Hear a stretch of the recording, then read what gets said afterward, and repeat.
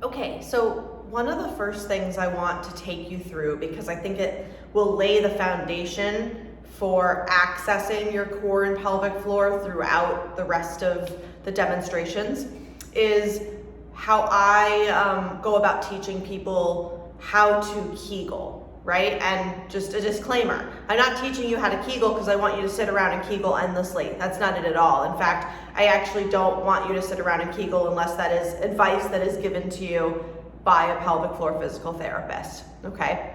I don't even want you to sit around and Kegel if your OB or midwife tells you to be totally honest, because that's likely to be outdated advice, not based on what's actually going on with your body and your musculature.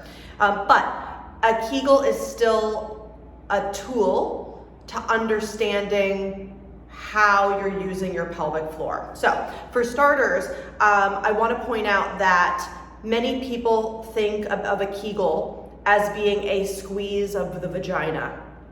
And although there is that aspect to a Kegel, I want you to focus a little bit more on the lift that comes from that squeeze. So we're gonna make this make sense. Okay, so here's my little analogy for how to do a Kegel. I want you to imagine that you are walking into an elevator, right? And that vaginal squeeze that we think about, that we often overemphasize, is the doors closing, right? So the doors are gonna close, and then we're gonna take a ride up to the second floor. And if we have it in us without a whole lot of effort, we might take a ride up to the third floor. And then with some control, we'll take it back down to the first floor. And just so that we can see what's possible, we might even visit the basement for a second and bring it back up and open the doors, right? Okay, so I don't generally want you to visit the basement all too often when we're just trying to find the lift, right? But I want you to know that there's all that range of motion. The first floor shouldn't be the very bottom, right? This is a part of the country where we have basements. Okay, so let's try this again with our breath.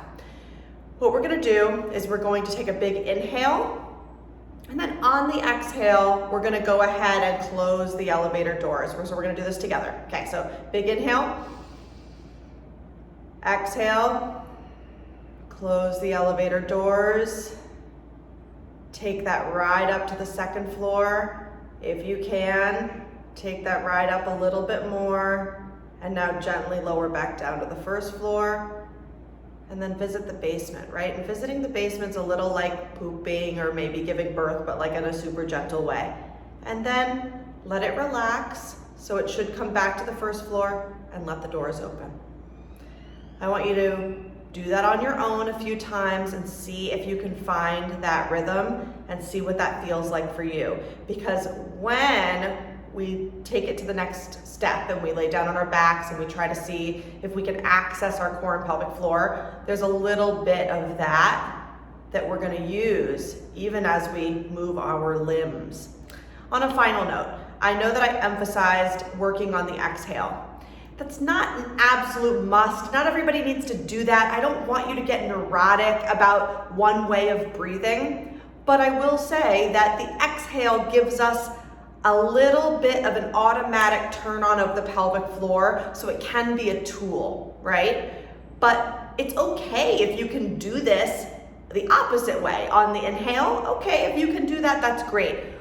One more thing I'll want you to check in with is putting your hand on your perineum and on your lower abdomen and kind of seeing what you feel is going on. And this is, again, where seeing a pelvic floor physical therapist or a fitness expert who has this knowledge can give you some insight into what you're doing. It's important that we're clear that you're not bearing down at a time when you actually think that you're lifting. And people do that, right? So that's one of the reasons why I don't want you just endlessly Kegeling, because I have actually seen people who think they're Kegeling, but they're bearing down in the middle of an exam, let's say, when I'm trying to teach them a Kegel or just assessing their Kegel. So I really do want you to get some feedback, but if you can't get that feedback or you're not there yet, you can get feedback from your own hands. You can actually put your hand on your lower belly put your hand on your perineum, and you should be able to feel subtly a little bit of what's going on there. All right, give that a go.